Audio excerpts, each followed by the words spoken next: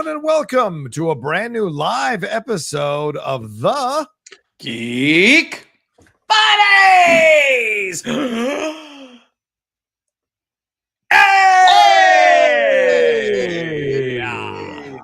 We're back together again here live to have a fun conversation about our thoughts on Comic-Con, this year's Comic-Con, and then diving into our spoiler review of the Fantastic Four First Steps, which is out in theaters now, coming in just about $2 million less overall than Superman did on its opening weekend. But there's a lot to talk about in this movie. We're going to get into all of it, but we got to introduce ourselves first. I am John Rocha, writer, producer, and host here on the Geek Buddies.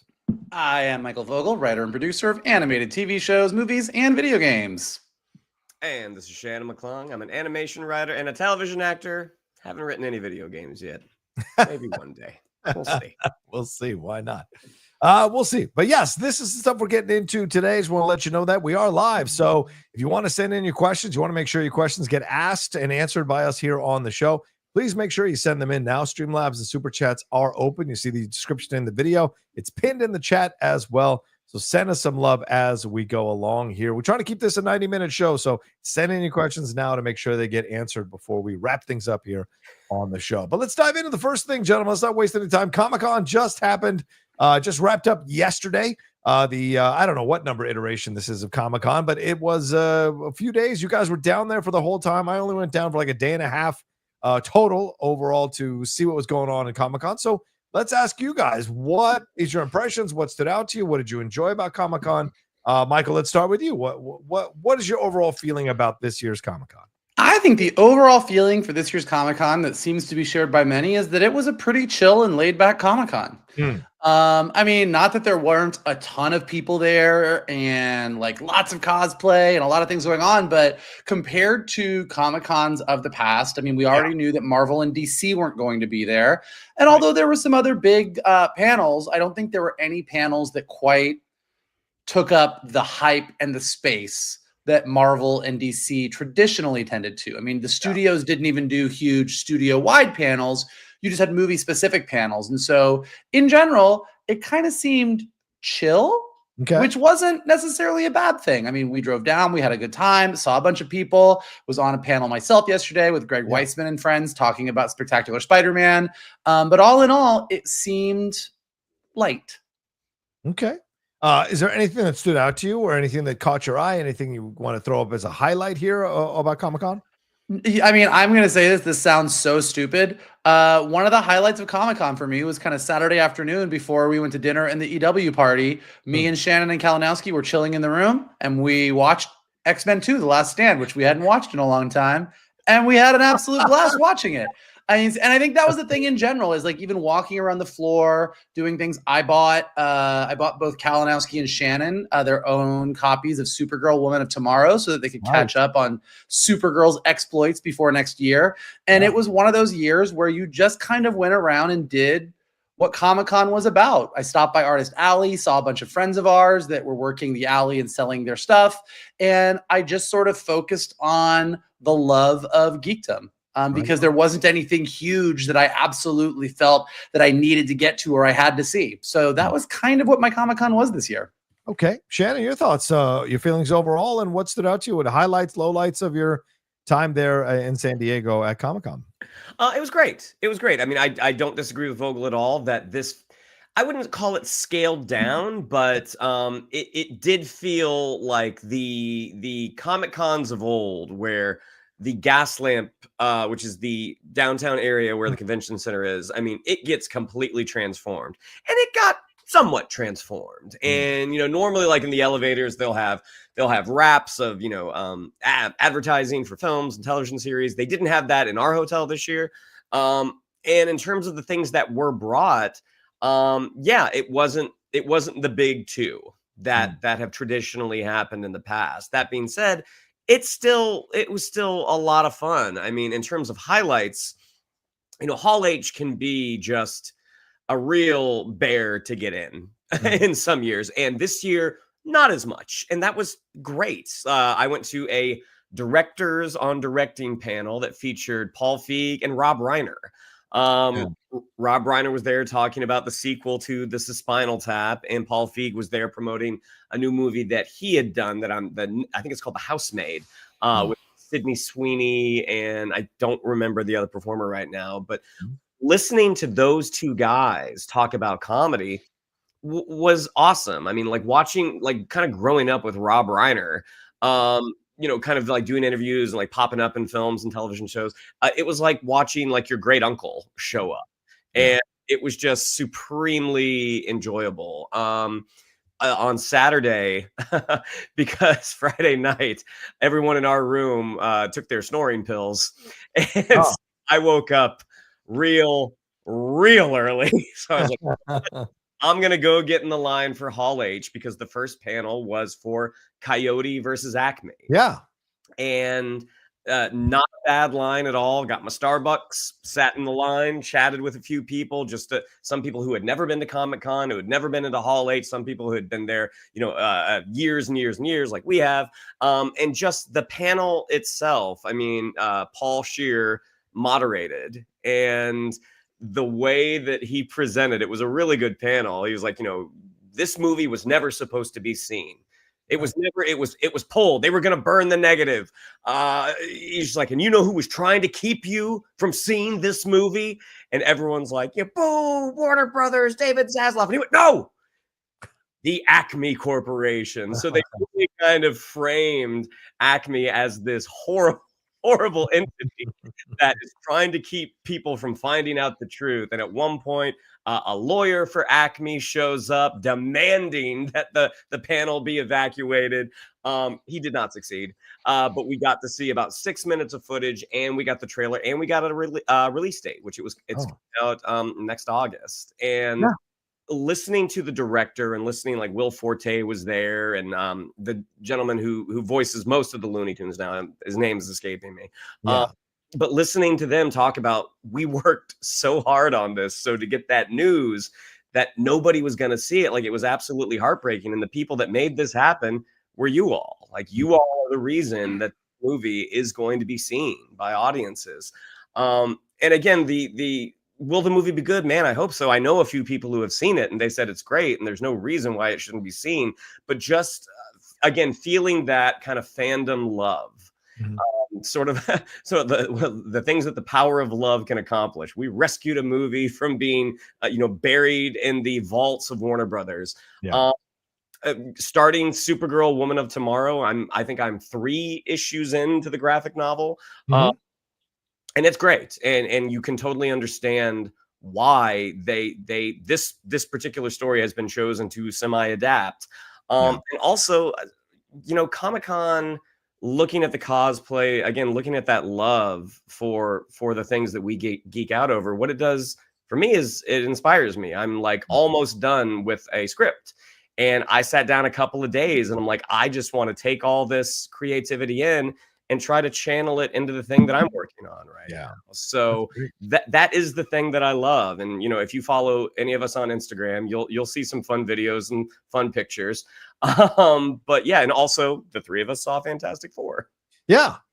I would say it's, I a very limited experience, because for me, it was just a lot to take on. And I just was, I'm not really in love with Comic-Con as I was in years past.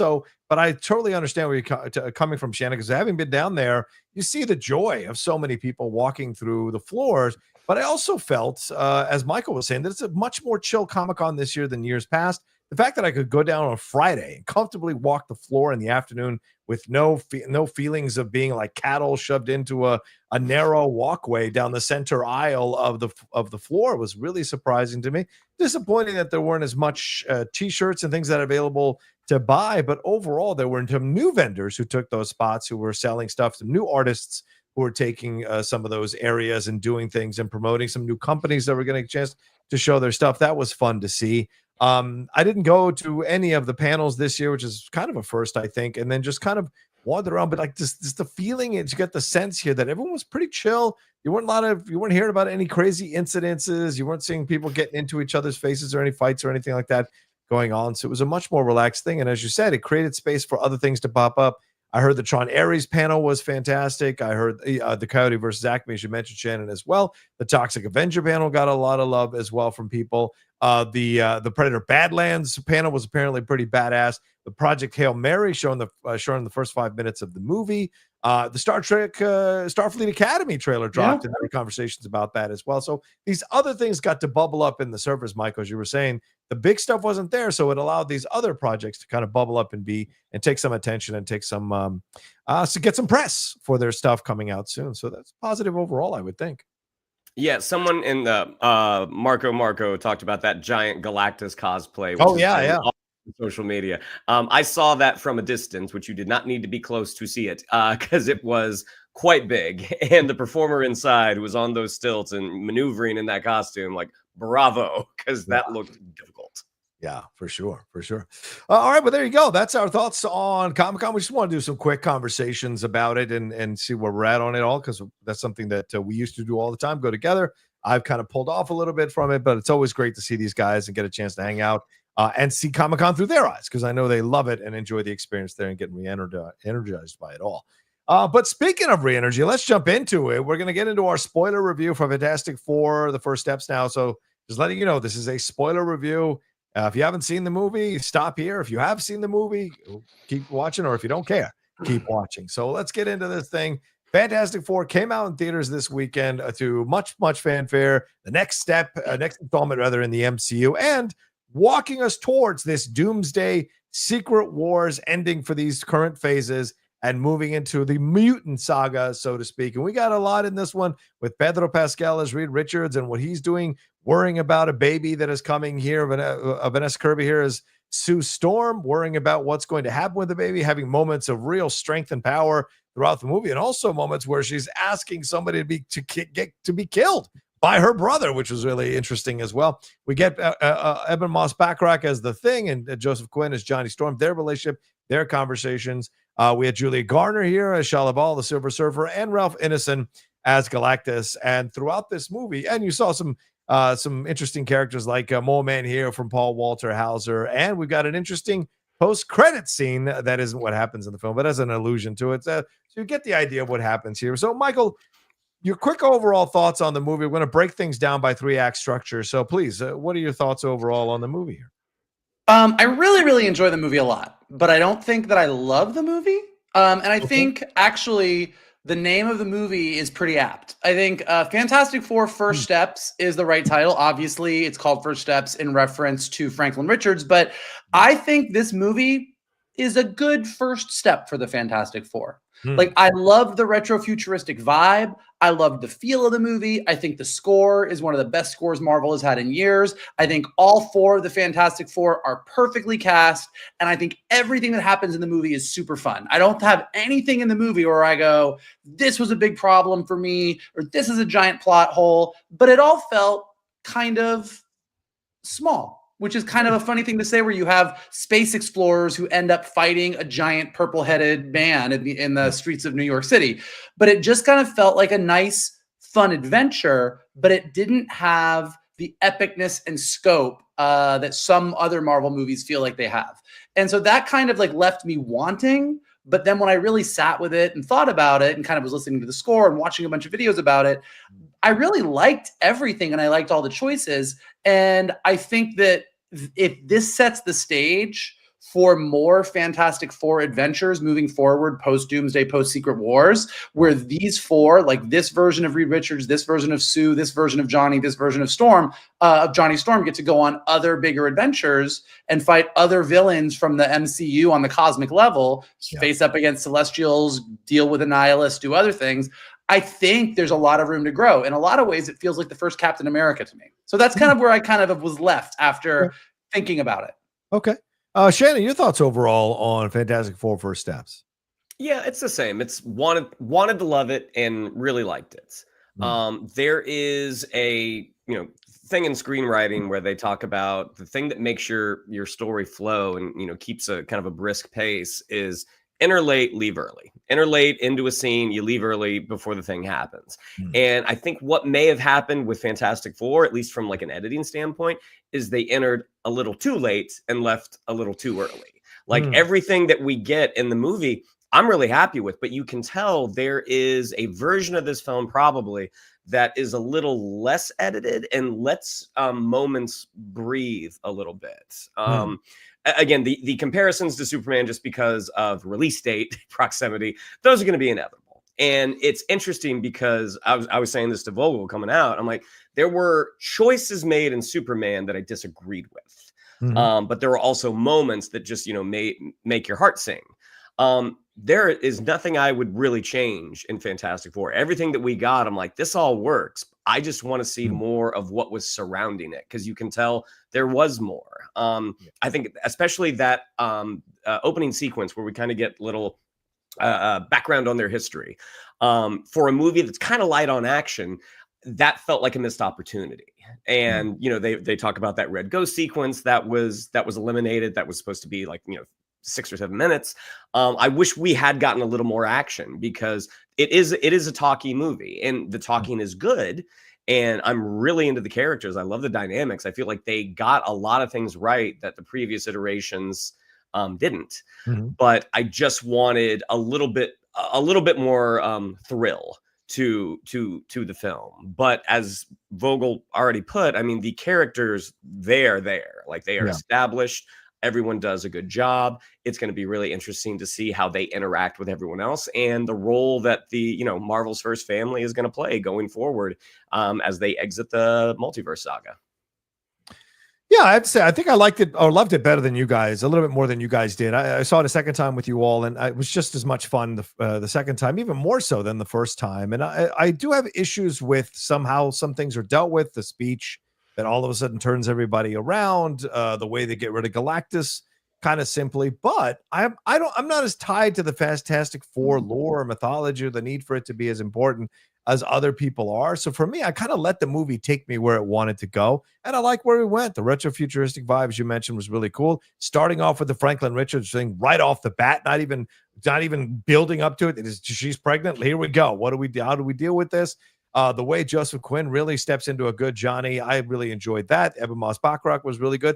But I agree, Shannon, with some of the things you said. I felt like they could have fleshed out some more things with, especially with Thing's character and his relationship with Rachel. I would have liked a little bit more time with those people. I liked a little more time with the family, a little bit more of the family dynamic. Although we get a healthy chunk of it, just to see it before the baby gets in there, that would have been nice to see, because right off the bat, we're thrown into the situation with the baby. So we never get to see these four operate without the worry of a child, whether born or unborn, coming around through the whole situation. So I thought there could have been more of that. But the interactions, the script, I thought was really good. The back and forth was fun. The action sequence in space is the best scene in the movie, for God's sakes. That was phenomenal. I thought the Silver Surfer stuff worked really well. I thought Galactus was just overwhelmingly amazing to see on screen. And so I think they got a lot of things right. But I think you're right, Michael. It's not a big step forward, but it's a good step forward to what we're going to get from the future in the MCU. And dare I say this, they played it a little safe here, trying to make sure they appeal to as many people as possible while still adhering to the mythology of the Fantastic Four. And I thought, and Jack Kirby's best instincts with it, that I thought that they really nailed. So we're going to break this thing down, though, through a 3-act structure here. So I'm going to just toss out some things that happened in the first act and get these gentlemen's thoughts on overall on the first act. We get from the beginning, they summarize who they are through this montage. We find out that they're pregnant as well. We get this guy that Mycroft Holmes is playing there, this version of Johnny Carson or whatever, introducing the family there, and we see their interactions. But of course, as I said, immediately the child is into the fray in this, and we see their role in all of this, how they work in the world that they've created. Reed is very well respected as the scientist. Ben is this neighborhood hero. Johnny is this guy who wants to be more than what he is and is excited, wants to go back into space, and he is who he is. And then you have Sue Storm, who is this world leader bringing peace with Mole Man and Subterranea and other areas here. So we get a good idea of who they are in this world, and we get a good idea of this world before the appearance of the Silver Surfer. So, Michael, your thoughts on the opening act of this movie? Did you like the way they laid everything down here, or did you have some issues with how quickly they sped through the origin stuff just to get to their relationships before Galactus shows up? Well, I think, first of all, opening the entire movie with a home pregnancy test is great. Like that, I just like the idea of, you don't dive into this huge action sequence or a villain revealing a MacGuffin. I like that we start this movie's about Franklin Richards, and when you're going to try and fit the entire birth, the conception, carrying the baby, the birth, the whole thing, you better start that early because you got a lot of ground to cover. Yeah. So I think starting that right away while Reed is kind of looking for his thing, like it was a really nice way to go, oh, this is a family. Like this is a movie about a family, and that's kind of what has always been lacking in other versions of the Fantastic Four movies, that family dynamic. And again, I think they nailed that right away. And then Ted Gilbert, the Ted Gilbert show in the movie, who is an Ed Sullivan type more than a Johnny Carson type. But yeah, like having that kind of Ed Sullivan type character kind of allow you to set up all the information and just sort of pound through the origin and the whole thing and get it all out there. I thought that was really smart and I really loved it. And I kind of loved the giant montage of all like the little highlights of the Fantastic Four's lives for the first 4 years of their lives. I also really enjoyed that, like, just given the timeline of this alternate retrofuturistic world, the Fantastic Four got their powers, I think, in 1961, which I think is when the Fantastic Four comic came out. And when we catch up to them, when Galactus shows up is when Galactus showed up in the comics. So this movie is filled with really kind of fun Easter eggs like that. I do agree with Shannon that I think the biggest issue with this movie, I think, is probably the editing. And that they edited the movie to within an inch of its life to get under this imaginary, we have to make movies 2 hours because we think that that's what audiences want, which I think both Superman and Fantastic Four people are coming out and being like, you could have given us 15 more minutes and we would have been fine. And I think those 15 minutes could have added a lot. I didn't miss the action in the opening quite as much as Shannon did because I was really enjoying all the talking, but I was still aware. I was like, wow, this is a very talky first act. But I think just the first act sails through because of the style, the montage, seeing all these big moments kind of happen rapidly as they are just filling you in on the story, and the charisma of your cast. That you see these four together, you get the vibes of all of them, and you're instantly kind of charmed by the entire world. So to me, like, the first act of this movie, if I was going to sum it up with one word, would absolutely be just charming. Like everything was delightful. And it's a lot of stuff that we had already been told ahead of time, like the fact that Reed Richards' inventions had really reshaped the world, and that Sue had gone and founded the Future Foundation, which in this world is kind of a United Nations that works, that is actually really effective. And we see right away, which, you know, important for later, that the entire world has come together for the Future Foundation, except for Latveria, which was your first clue that the Dr. Doom, Robert Downey Jr. thing, how it was going to all start to take shape. And I even loved, even though they sort of literally sped through it, the information we got about Subterranea and the Mole Man. That, you know, the Mole Man, like, I kind of always thought we were going to kind of open in kind of an incredible style on them fighting the Mole Man and having a fun action sequence. And instead what we got was, they fought the Mole Man, but then Sue Storm sort of negotiated with the Mole Man, and now Subterranea is a recognized part of the world and a country in its own right.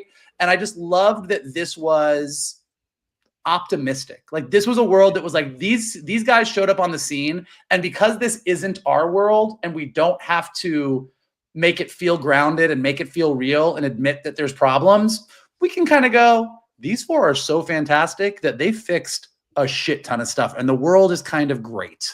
And that just left me feeling good. Okay. Shannon, your thoughts on the opening, the first act here, and what they do with the introductions, the montages, and then their interactions, highlighting their relationships with each other before Galactus arrives. I think the choice to open it with such an intimate moment, I'm like, that's a strong choice. But I also wonder if in one of the edits they open with the Ted Gilbert show, because that's how they close the movie as well. Right. Yeah. And when you look at that opening scene, the next time we see the four of them together outside of the Ted Gilbert show is when Sue and I was gonna say Pedro, Sue and Reed come down the stairs. So part of me feels like there was a version where they started with Ted Gilbert, and personally for me, I think that would have worked a little bit better, because it's not just an introduction of the MCU's Fantastic Four; it's an introduction to this world as well. And I think that for me, that would have been a stronger choice to kind of hit the ground running, and it would have felt very natural for Sue to find out, like in the middle of this Ted Gilbert talk show, she feels something, like something's different. And for it to go from she has the pregnancy test, they go down to dinner, that I think that would have just flowed a little more naturally for me. But in terms of the version we got, like I had no issue with it. The Mole Man thing, especially, like because they shot through that sequence, I don't think it's supported enough for the payoff that we get later, even though the payoff is a lot of fun. But when Reed is so just like beside himself about this freaking guy, it's like that wasn't really established. Like we get one line from Paul Walter Hauser where he's kind of complaining about Mr. Fantastic. Yeah. And even like you can see the remnants of the Red Ghost sequence. This was something funny that we were talking about. It was like Red Ghost and his band of super apes. It's like, well, we saw one. So I don't know if we saw a band so much. But again, the connections that the characters have in that this is a Fantastic Four that gets along with each other. I mean, the picking back and forth that Ben and Johnny have feels like these two are friends. These two do love each other. Do they antagonize each other? Yeah, a little bit. But it's very much like family antagonizing. Yeah. Healthy family antagonizing. And then, yeah, the Latveria thing, like, that's great. Like, the moment that you see that empty seat at the table, like, that's awesome. So I was glad that was included. And, we find out later, the seat was empty at the beginning, not so much at the end. Right. Yeah. When I was in high school, I had a teacher when I asked how long a paper needed to be. Like, I was like, how long does this paper need to be? And this teacher said, the paper needs to be as long as a dress. It has to cover everything important. And kind of like I've always thought about, think about that with scripts. I think about that with stuff. And with both Superman and Fantastic Four, again, being in such close proximity, I think that really is a key. Look, we've all seen movies where we're like, how the fuck long is this movie? Like, when is it going to end? I'm looking at Joker 2. Like, I wanted that movie. Like, that movie could have been 10 minutes and it would have been too long. But I do think, again, we have this made up idea of 2 hours now.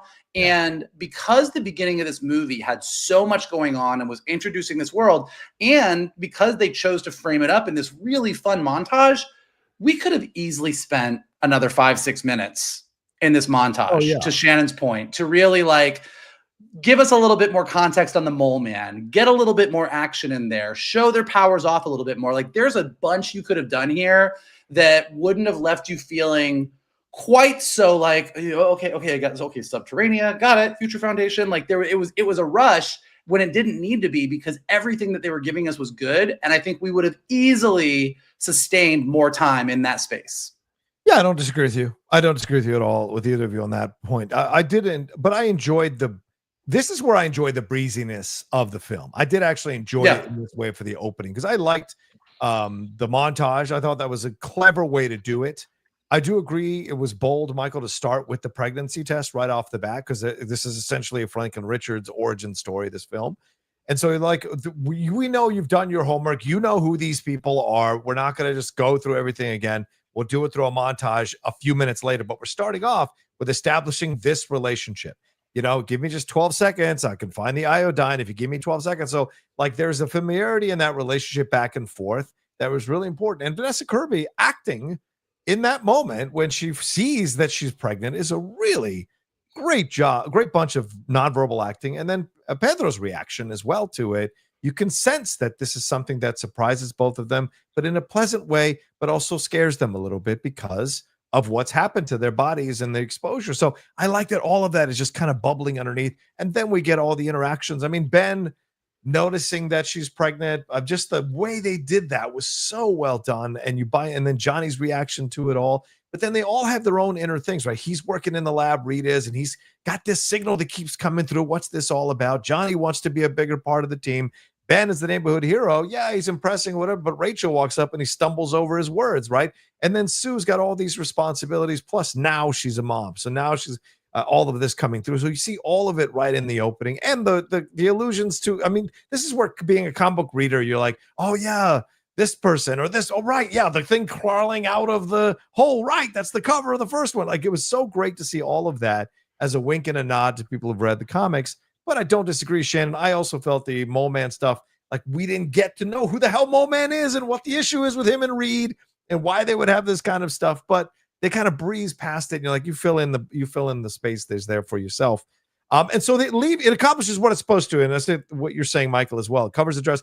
We get the good idea of the world. We get a good idea of how important they are to the world. And it's a little, I couldn't resist feeling this little bit of unease about the fact that they are just tasked with defending everybody. So the world could just go, the Fantastic Four, you better handle it. You're supposed to protect us. So you get that energy that's maybe just bubbling under the surface, how much responsibility these 4 people have for this entire planet to make sure it's okay. So I kind of like that. And then boom, we get into the second act. Let's get into it now. And that's Silver Surfer arrives and the planet has been chosen. Galactus, she is the herald of Galactus and lets them know that they want to know what this is all about. So they end up going into space, confronting Galactus, which leads to more of the Johnny and Silver Surfer connection developing here. And then boom, they take off after Galactus is coming after Silver Surfer's coming after him. They whip around this black hole, elude Silver Surfer, only after she puts her hand inside of Sue's womb. And Sue Storm says, kill her rather, Johnny, kill her. She's trying to kill your nephew. And so you see all of that element there. Then they land on Earth. And instead of it being this rousing thing, they're clearly rattled. And Reed tells them that he couldn't save the planet or he couldn't stop Galactus because he couldn't sacrifice his child. The price was too high, which is the first hint of dissent that we see from the people towards the Fantastic Four as we go into the next part of the movie. So, Shannon, your thoughts on this entire section here, the Galactus appearance, Silver Surfer, the scene in space, and then when they land, how they're confronted by these people who are upset that they won't sacrifice their child to save the Earth. Well, I mean, when they set it up with Johnny basically saying, "Hey, these new suits, why haven't we gone back to space?" That's we are space explorers. We can't do that if we don't leave the planet. And him saying, like, I get that you're going to be a dad, like you want to be careful, but this is what we do. And this is clearly a thing, like, especially when he sees Ben at dinner that night, he's like, I'm guessing this didn't go well. Again, that's that family vibe that we've never really gotten in a version of this movie. And I thought it worked super, super well. Again, like, these are all very talky scenes, but they're talky scenes that are very, very engaging. Yeah. The moment that Julia Garner shows up, I mean, that is such an ominous scene. And there was a great meme when she asks, like, are you I think the title of the meme is "When Your Sister Agrees to Something Insane Without Talking to You First." And it's her asking, are you the protectors of this world? And Sue immediately says yes. And it's a picture of Joseph Quinn doing this. That I thought was really, really funny. But yeah, that whole scene is it is ominous. And you can tell this is not the first time they've had to do something like this. Yeah. That they immediately come in. Not only are they addressing the threat from above, but they are going into crowd control. Like, stay back, stay back, stay back. The moment that Reed immediately is just like, kind of like, okay, we're going back into space. We don't have any options right now. The most egregious sin of the previous Fantastic Four movies is you have these astronauts and no launch, and we got a launch. And I was so happy that we got to see that ship go up into space, and you see how the public has gathered, and they are so proud of their favorite family. The actual scene, I mean, again, the space travel was fascinating. I'm sure it's based on a little bit of science. I don't understand any of it. It all sounds the same to me, and it looked good. The moment where they see that planet and how it sort of implodes, and I'm guessing that there was a longer version of that when they're kind of weaving through the remnants of that planet. That was something I'm like, oh, I wish we'd seen just a little bit more of this. When Julia Garner comes in, like, immediately kind of phases through and is in the ship with them, the Galactus will see you shouldn't have come. Like, oh my God. Like, again, that is so ominous. And then watching them as they walk in to, like, this massive, massive structure. And there was, when Ralph Ineson was cast, that was a surprise cast. Ralph Ineson, English actor, been around for years, has been in a ton of great things. But I think I personally am like, oh, it's going to be Javier Bardem, and maybe it's going to be Antonio Banderas. Like, it's going to be someone of significant note. But then you see the role, and it's kind of like, okay, yeah, I get why you wouldn't go for a huge movie star for this role. You want a really, really solid actor with a great voice, and that's what Ralph Ineson was. And the moment where Pedro Pascal is like, you will not have our planet, you will not have our child. Like, oh my God, it's so visceral. Like, you feel that on the inside. And the moment that he basically instigates Sue's labor, like, the action in that was so much fun. I wanted just a little bit more, but watching her take out Pedro, watching Ben take out her, and then watching her come back, and then Sue is ultimately the one that is like the one who's the one Fantastic Four member who's about to have a baby, has to save the day.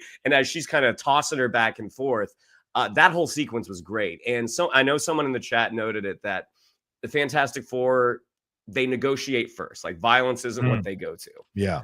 When they're past negotiations, when their child is on the table, Sue's to Johnny, kill her. Like, oh my God. That was just so, it was so satisfying. And watching how he's able to kind of use his flame on power, or maybe it's not, maybe it was just in the ship, but watching him try to, kind of take her out with the weapon system, and having to factor in for the fact that the wormhole is bending the beam. Like, again, that is just so satisfying.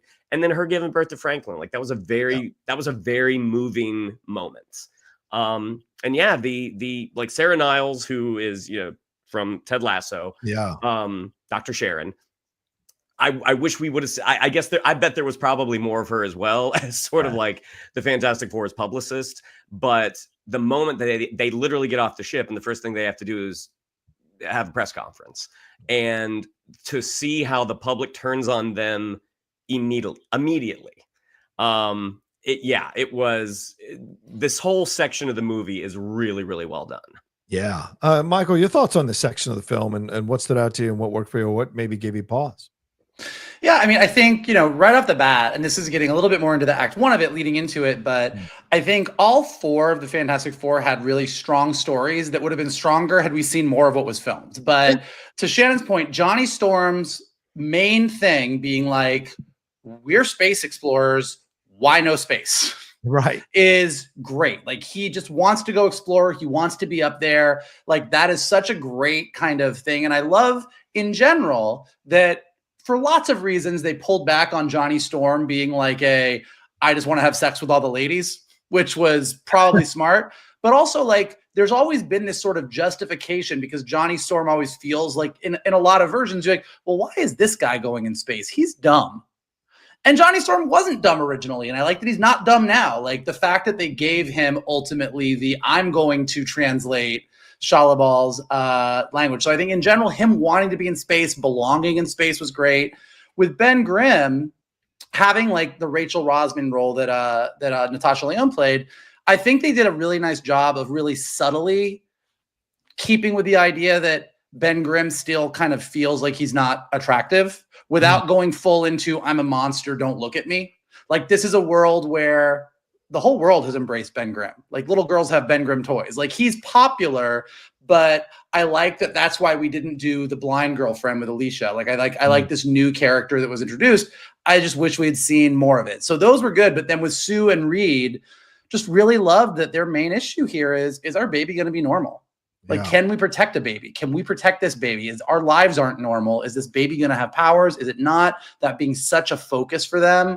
I thought going into space, what all of them were sort of dealing with was really clear, which is not true in some Marvel movies. Like, you get a little like that gets a little lost. So I think all four of them had really nice bits. I agree with Shannon and what most people think, or most people have been saying. The second that ship launches and they go into space, this is by far the best of the movie. This is when the movie gets wild and doesn't feel like a Marvel movie and is just, this is wild. Like, the visuals are insane. Them getting into this faster than light travel thing that looks like it's right out of like the prequels, and flying to this planet, Galactus's world-eating ship, the Silver Surfer coming through, like everything. I was like, this is just insane. I felt like a little kid watching a space movie for the first time with visuals that I had never seen before. Like, I just thought it was so much fun. And this is what the Fantastic Four should do. Like, they are, in a lot of ways, the Star Trek of the Marvel Universe. They're exploring strange new worlds and seeking out new life and civilization. And this whole sequence plays like that. And to Shannon's point about them coming in and negotiating first, they're like, look, let's talk to this dude. Let's see what's going on with this thing. Let's kind of get into that. And just watching those talks deteriorate is really, really enjoyable. And then I think it has to be said, like, I know all the talk about the Silver Surfer and why a girl and why did they do this.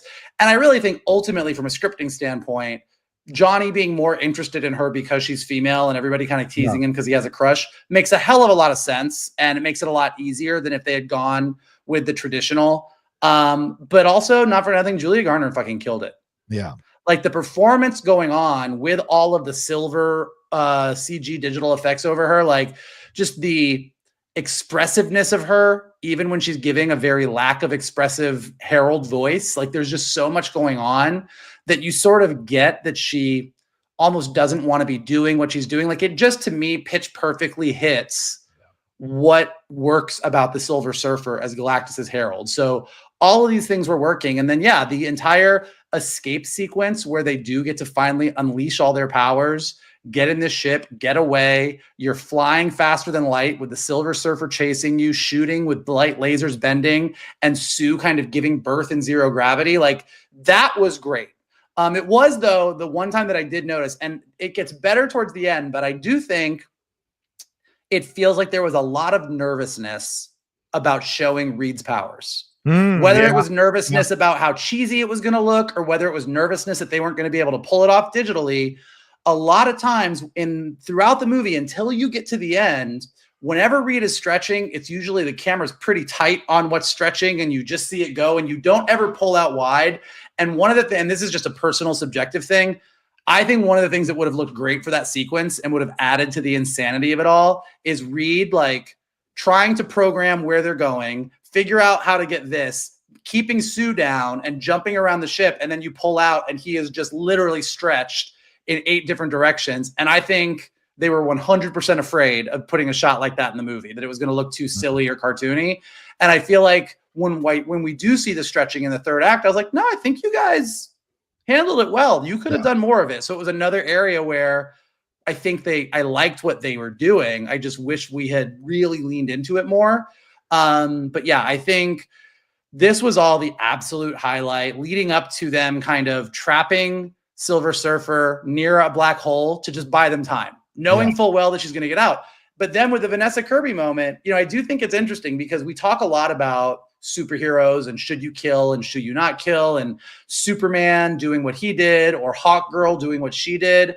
And this is a moment where I think they just got it exactly right. Like Sue Storm saying kill her, and Johnny like pausing and being like, what? Like, did I hear you right? And her being like, she is going to kill your nephew. Like, that is a moment where like Sue Storm goes full mama bear. And you're like, yeah, I get it. Like, we are out of the realm of ethics right now. She is full on protecting her baby. And I thought that moment worked really, really nicely. So I liked all of this. A moment I think needed more clarification was when they do land and Reed speaks to everybody. Yeah. There are multiple reasons why Reed would just be fully honest with everybody. Maybe Reed is so ethical that he is like, I am not going to lie. I have always told these people the truth. I'm going to continue telling them truth. Maybe Reed was so flustered that it was the very first time that they had really failed the people of Earth that he sort of was it's the first time that Reed Richards, who has an answer for everything, didn't have an answer. There's a bunch of reasons why he would have done it. But when I have almost every friend of mine who sees the movie going, why did Reed just say it? Yeah. You know that they didn't quite nail what it was. Like, I can come up in my own headcanon and go, this is why he did it. I think he was flustered. That would be like what my choice would be. But I think they didn't really choose. And so the fact that he comes in and just blurts that out, causing everyone to turn on them, I think they didn't land that moment as well as they could have. I think there needed something else there that was just lacking. And again, given how this movie was edited to within an inch of its life, I have to think that maybe that is there somewhere, a scene afterwards where Johnny's like, Reed, what the hell? Like, there's a bunch of ways they could have done it, and they just chose to do none of them.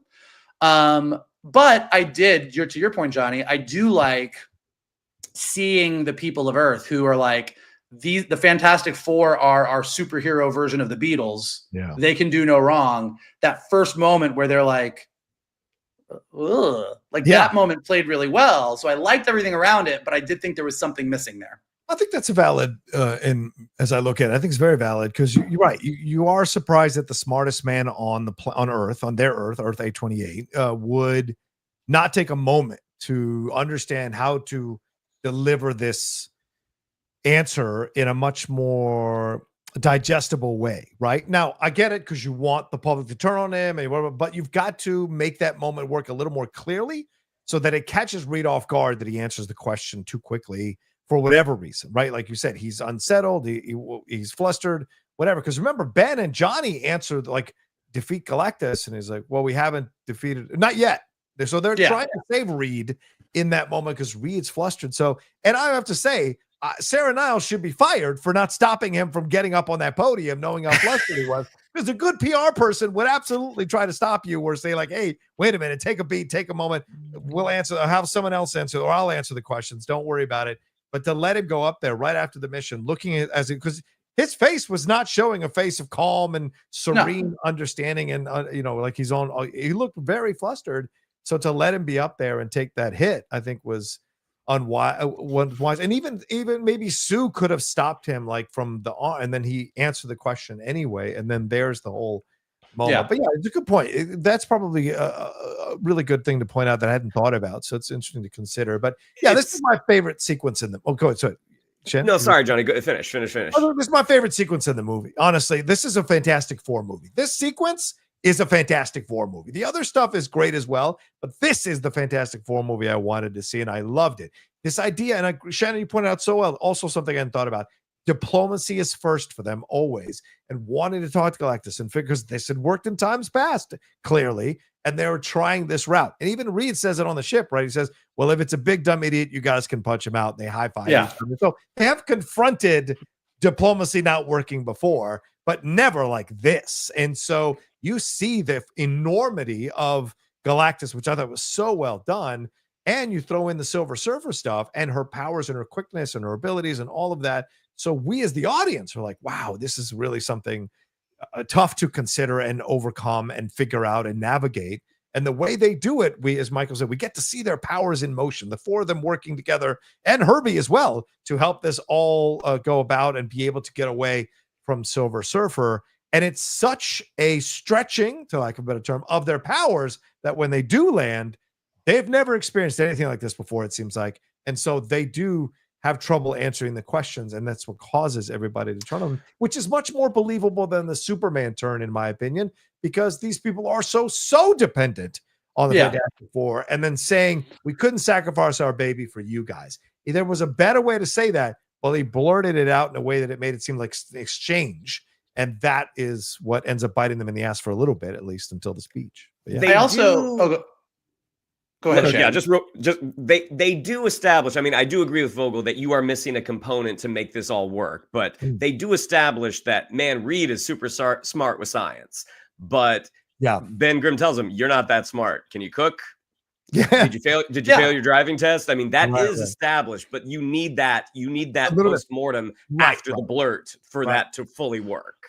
Right. Well, and again, and it would have, I mean, not to like armchair screenwrite, but like that exact thing, because Ben does say that later, and that is a great scene. Yeah.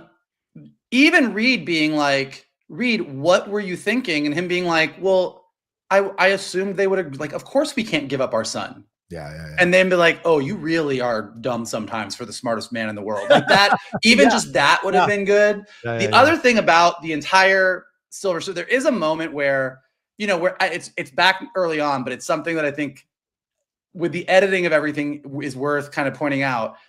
So, Reed gets baby proofs the entire Baxter building for the baby, and then decides to go ahead and baby proof the entire city by capturing all of their villains. Yeah. And that's like a cute moment. And then like things are great. And then the Silver Surfer just shows up.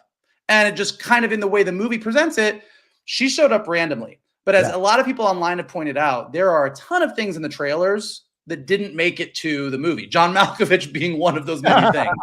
But the other thing is there is a line in the trailers where Reed says something like, I reached out to the multiverse and the multiverse answered, or the universe. Like there's a line where he basically says, and there is a world where Reed's searching and meddling and exploring is what alerted the Silver Surfer to Earth. Yeah. Which I think would have added to the weight of what Reed is feeling about this. Whereas right now it's like, yeah, Silver Surfer picked Earth out of the giant, universal lottery and they're protecting it. But if Reed had that added, like, I probed too much, got their attention. Now they either want my planet or my baby. And the entire weight of all of this is on me. And again, it's another thing that they clearly had thought of because that has to be what that line in the trailers is. Right. And that's another thing that I just wish was an added layer. I think all of these little layers that aren't there, you're still left with a super fun movie. And to Johnny's point, the middle part is the most Fantastic Four I've ever seen the Fantastic Four on screen. But all these other things, I think, were the things that would have made it feel a little bigger. I think you're not wrong. It would have taken it from good or very good to great. So I don't disagree with you on that. I want to address one point. Josiah S. says the 60s didn't believe in PR, John. Well, listen, I want to clarify. The first public relations firm was founded in Boston in the year 1900 and in the UK in 1924. So, yes, there was PR in the 1960s there, Josiah. Just a little history lesson for you. All right, let's move on to the third act here, which is basically the finale of the movie here. We get to in the 60s, they gave up. They gave up. They just gave up. During John Kennedy's years, they gave up on PR, hiding all his mistresses and whatever. But okay. Anyway, let's move on. Let's move on to the Galactus threat. This is the third act here. Galactus is drawn by the presence of Franklin to Earth. Reed finally comes up with a plan. Sue delivers this speech. Because of this speech, Reed comes up with a plan. The speech, basically, Sue is saying, listen, we've been there for you guys. This is my child. I want you to meet the child you want me to kill. Here is my child. But also, I want you to understand, I'm not about to sacrifice my child for this planet, but I'm also not going to sacrifice this planet for my child, which I thought was an incredible line. I just thought they could have taken a little bit more time on the turn and whatever. But that being said, that's the speech that inspires Reed to come up and use the teleportation stuff, which was teased earlier in the movie as a way of tricking Galactus. But Galactus, by the time he lands, he's smart enough to elude that trap. Eventually, Sue uses all of her powers and the other Fantastic Four working together to get rid of Galactus, who almost stretches Reed into oblivion. But she loses her life, and Franklin brings her back from the dead, which is so amazing. So, Michael, your thoughts on this third act here as we go from desperation to ingenuity to eventually the use of the power and a sacrifice for her child? So this is where I think the movie, out of everything, so first of all, to your point of Sue's big speech, because I do love the idea that, for the first time ever, the Fantastic Four are dealing with the fact that the world's not entirely on their side, and they're kind of like, hey, give up that baby. There's a lot of us that wanted that baby. Give up that baby. But Shannon said something very, very funny, is that there's a bit where Ben Grimm is walking down an alley and the Yancey Street boys run past him and they're like, hey, we got family too, or we're people too, or whatever. And the next scene is him going, he's like, it's getting rough out there. And I was like, is that rough? Is that rough? Should we maybe have shown a little bit rougher? A little bit more. But then, I hear you on the Sue Storm speech, and this is where I think the movie, that the 2 hour completely arbitrarily made up, we have to hit 2 hours. Yeah. To get that movie under 2 hours, Sue basically has to give that speech and everybody has to go, okay, cool. Yeah. Now, to their credit, it is a hell of a speech. Vanessa Kirby milks that speech for every goddamn thing it's worth, to the point that she almost does sell that she single-handedly turns the planet back onto their side. Yeah. But you are correct that it is definitely kind of manufactured. You're like, I feel like you needed a bit more time there. That's give somebody 3 minutes to show a montage of people turning around or something. Or have people question her while she's delivering the speech and she's having to answer their questions. So it looks like she's in a little bit of danger. That's what caused the three of them to come out the building. Like it looks like Sue's in danger. And then Sue eventually overcomes it with the responses. She's a woman of politics. She's dealt with Subterranea, the Mole Man, and villains. She can handle an angry crowd. So I think this could have been better written so that we believe the turn when it happens. And we're cheering in the audience. Yeah, but then I think what we get into is, again, because we are like in this mad dash to get to Galactus, Reed comes up with a plan that they're going to move the Earth to another part of the universe, which is a very Reed Richards plan. Cool idea. All about I like everything. And then we very quickly watch the entire planet build it in like 48 hours. Like, I know it's not really, but like it happens so fast. And then the Silver Surfer comes in, destroys everything. Great. We're fucked. What are we going to do? Oh, we're not going to move the Earth. We're going to get Galactus down here. We're going to use the baby as bait. And look, all of the debate between Reed and Sue and everybody, and Reed sort of thinking about the worst case scenario or thinking about the things they need to do, and Sue getting mad at him, golden. All the stuff is golden. But then this whole plan gets to this, like, it's like, okay. And then the Subterranea bit, I do think the scene with the Mole Man is very funny. I also agree that had we established him a little bit more, it could have been a lot funnier. But getting everybody out of the city to Subterranea so that we don't have to worry about civilian casualties and everything. Very smart, cool idea with Mole Man. But as a result, when Galactus shows up, even though he looks cool, and I give Marvel full credit that after living through the era where Galactus was a giant storm cloud, seeing him in all of his purple-headed glory, walking through New York City, 100% visuals great. Yes. But because it's just him versus the four of them, and they do the old baby switcheroo to try and get Franklin out of there, the whole thing sort of feels smaller than you want it to feel when Galactus has come to your planet. I think you can argue comic booky, but not in a good way, Maybe. And I do think that this is where even there, you could compare it to James Gunn's Superman, where they evacuate Metropolis.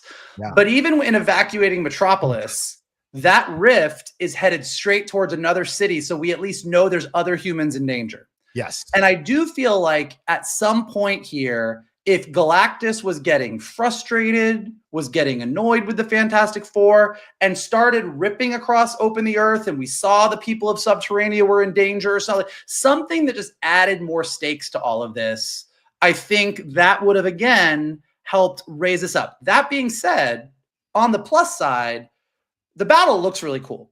Like, all four of them get to use their powers, and this is where they finally let Reed Richards stretch his powers a little bit. And he looks good. Like, I was so nervous about it throughout the movie because, like, they're really not showing this. But when they show Reed, I think this is absolutely the best that we've seen Reed Richards' powers on screen. Now, it's not a high bar. It's usually not very good. But they really kind of, the way he sort of uses his stuff to sort of propel himself forward and reach and stretch, like, I thought it looked really, really cool. And then when Galactus grabs him and stretches him out, I was like, they pulled it off. This looks neat. All four of them working together to protect Franklin, to try and get Galactus towards the thing is great. But then the thing that really is the highlight of the third act for me is letting Sue Storm sue the fuck out. Like, she really goes for it. And, like, look, canonically in the comics at this point, Sue Storm started as the weakest member of the Fantastic Four when that comic came out in the 60s because all she could do was turn invisible. Then, or somewhere in issue 20-something, they actually started giving her force fields. At this point in the Marvel Universe, she is absolutely one of the strongest heroes in the Marvel Universe and absolutely the strongest member and most powerful member of the Fantastic Four. And they really showed it. Mm-hmm. And, Vanessa Kirby talked about it recently in an interview that she was really going for that primal mother protecting her child. Yeah. And I didn't need her to tell me that because that was so clearly what I was watching on screen. Yeah. And the way that she just used everything she had to push Galactus back, I thought was pretty awesome. Yeah. I really, really loved it. And then I thought the Silver Surfer flying into the last minute to protect. I thought Johnny about to sacrifice himself was a very sweet moment. And even though I kind of 100% knew what was about to happen, Silver Surfer knocking him out of the way and getting that final hit to get Galactus through, I was like, I saw that coming a mile away, but it was still nice to see. I enjoyed it. And then, yeah, again, I also absolutely knew what was going to happen with Sue, but that creepy CG baby bringing her back to life it worked.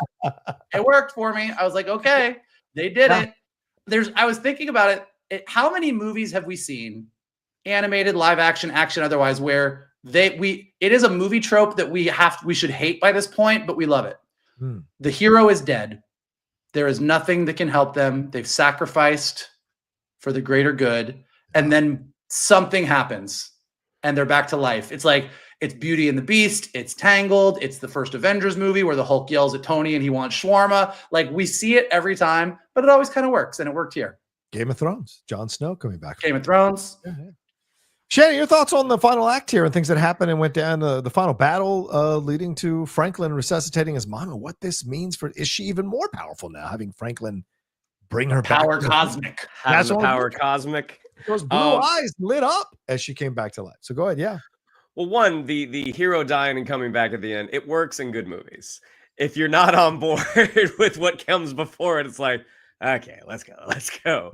I did think it was funny, the construction of those, those towers all over the globe. But even though this is a different Earth, it's still the Marvel Cinematic Universe where Red Guardian drove from DC to Albuquerque in about 6 hours. So, it is true. Good point. Yelena. That's a fine pass. The actual plan itself. I mean, I love the Archimedes quote, and that when you can use a quote and then apply it, the whole we're gonna move heaven and earth, or well, in this case, just earth. I thought that was set up really, really well. Yes, if everything had been set up a little bit better, especially with the Mole Man, if you had established this antagonistic relationship with Reed, it would have been, what was funny would have been hilarious. But the Silver Surfer and Johnny kind of shaming her about I mean, I thought that was great. I mean, and I'll get to why I really, really loved it at the end here. But giving Johnny an extra dimension of that, is he as smart as all of them? Maybe not, but he's not a dummy, and he has for years has been relegated to this kind of horn dog. Giving him, and even on the team, like, he is sort of like not an afterthought, but he serves a function. The smart stuff, you leave that to the rest of them. So watching him create this sort of Rosetta Stone from those recordings, I thought was awesome. And then getting to see the flashback of Shala Bal, and it turns out Shala Bal's daughter is our friend's twin daughters, which was awesome to see. He had told me a few weeks before that he had hinted around. He'd never said it outright, so he didn't break an NDA. But he had kind of hinted around like, hey, they've got something coming up that you're definitely going to see. So that was great to see Vienna and Ileana on screen. But in terms of the last action sequence, it's abrupt. I mean, it's abrupt. But also you have to consider the fact that when Galactus says clever bugs, which I thought was a really funny line, he doesn't really consider these people a threat. I mean, they kind of got lucky getting away. He's like, you're not going to be able to stop me. So the abruptness, would I have liked a longer sequence? Yeah, but I also liked seeing them work together. I mean, the main thing was Reed. I mean, I thought the stretching looked great. But the thing that he does, and not to shit on previous movies, but it's like, oh, I'm going to grab the manhole cover and throw it like a Frisbee because I have all this extra arm. He grabs the thing and he uses it as a screwdriver. Yeah. And I'm like, that is a Reed Richards thing to do. Like, he's literally climbing Galactus and figure out how can I slow this thing down? And he uses mechanics. Ben throwing a gas truck and then Johnny lighting it up. I mean, that's great teamwork action. And then what ultimately saves the day is Mama Bear Sue. And that was very, very satisfying. Like, watching her push Galactus in. And then at the last minute, again, another trope is you think the monster's dead, but suddenly he's coming back. And then, I didn't think Johnny Storm was going to die, but that moment where he says, tell Franklin Uncle Johnny loves him, I'm like, what? So watching Yeah, I heard Shalaval. Yeah, you were next to me. I heard him choke up next to me. It was an interesting experience. Well, I choked up there, and then I choked up as Reed is performing CPR. Like I literally Yes. couldn't say it after the movie without getting emotional. Yeah. So again, even though like I was pretty sure Sue wasn't gonna die, and the CGI baby didn't bother me. I know a lot of people say it bothers them, but agreed, John. Like, you know, Franklin basically puts his hands on his mom, and then you see her eyes kind of light up blue. Like that was all super fantastic.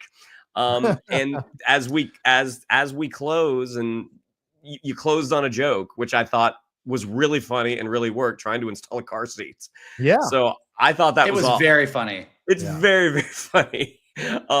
But yeah, I mean, it's abrupt. I don't disagree with anyone that says that, but ultimately I thought it worked. Yeah, it worked for me too, because it was very comic booky. And I'm like, yeah, this is Jack Kirby. This is what they're doing an homage to. And I'm going to forgive it, because to this point in the movie, I'm enjoying the movie. So when it goes down the way it does, and yes, was there a little feeling on the back of my head, or my mind rather, going like, this is a little easy, blah, blah, blah. Yes. But I like the turn that Galactus like puts his foot over the line and goes, yeah, I'm not doing that. But there was a terror throughout this sequence. Not only the size, which Michael alludes to, but when the baby is there and his giant ass hand goes through the building, even though Herbie's trying to baby proof the building, and you see this child being yanked out of its carrier, like that's unsettling, you know, and showing that darkness. So there were moments of darkness throughout the whole movie that I really liked. Him stretching Reed like that was terrifying.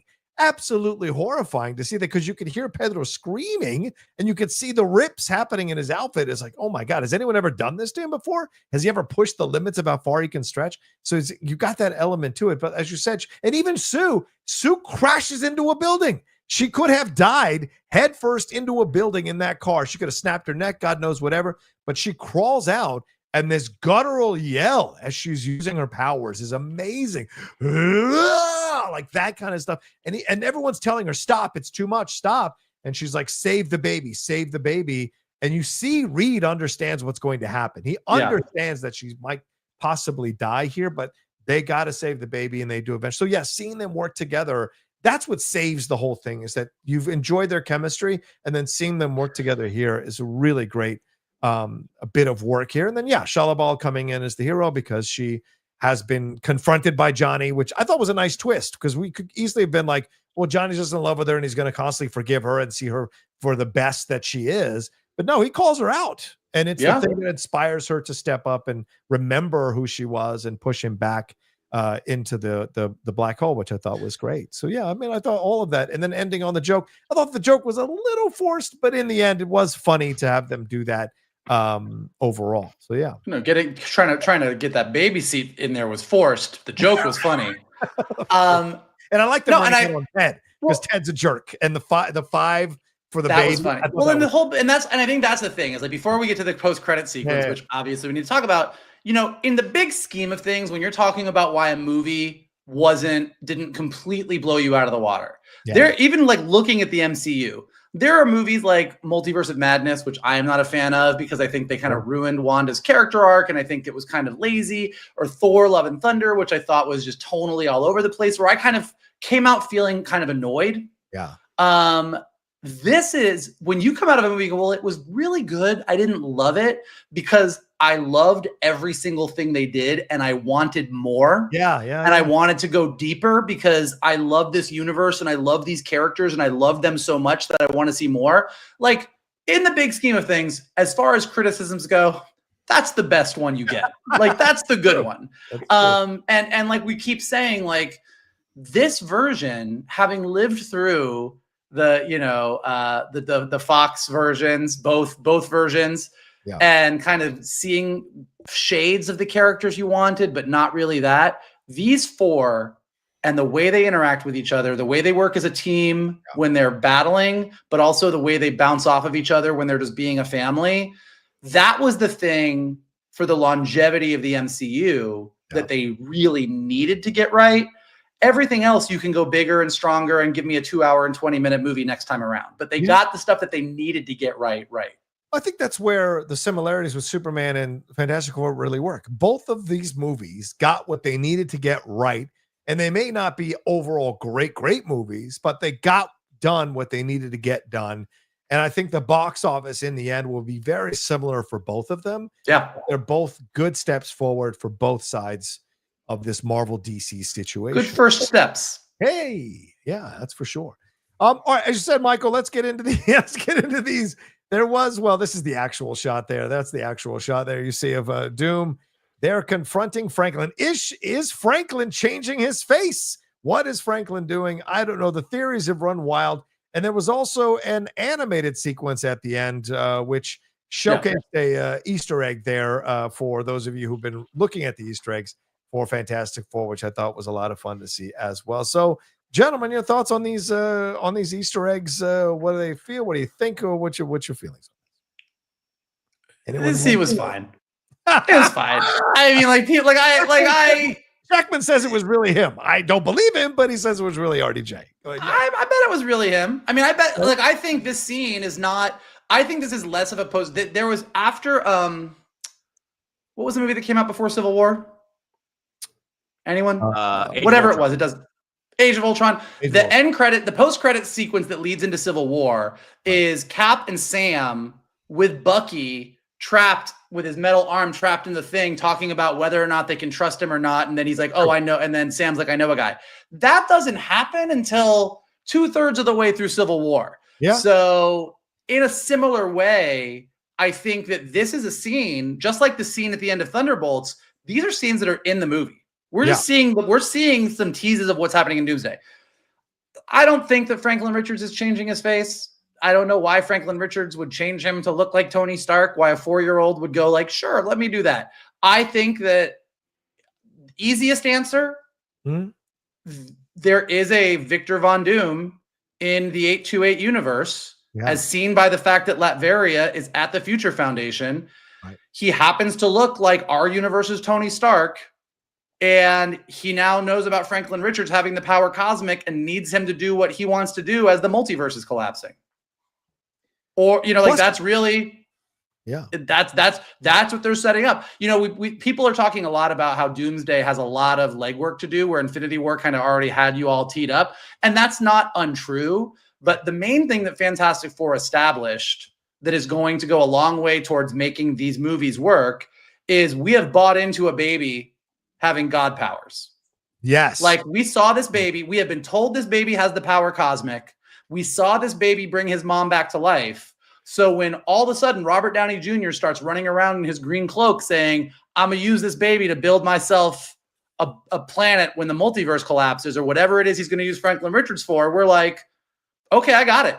Franklin Richards is the new Infinity Stones. That's it. I got it. And so that was smart. So choosing to see Doom hovering over Franklin Richards and knowing that Franklin is his goal is valuable information. But yeah, I think that there was so much, is this a Tony Stark variant? Is it this? I now think that the Victor Von Doom of the 828 universe just happens to look like Tony Stark. Okay. I don't know that I love that choice, but I think that is the choice that they're going with.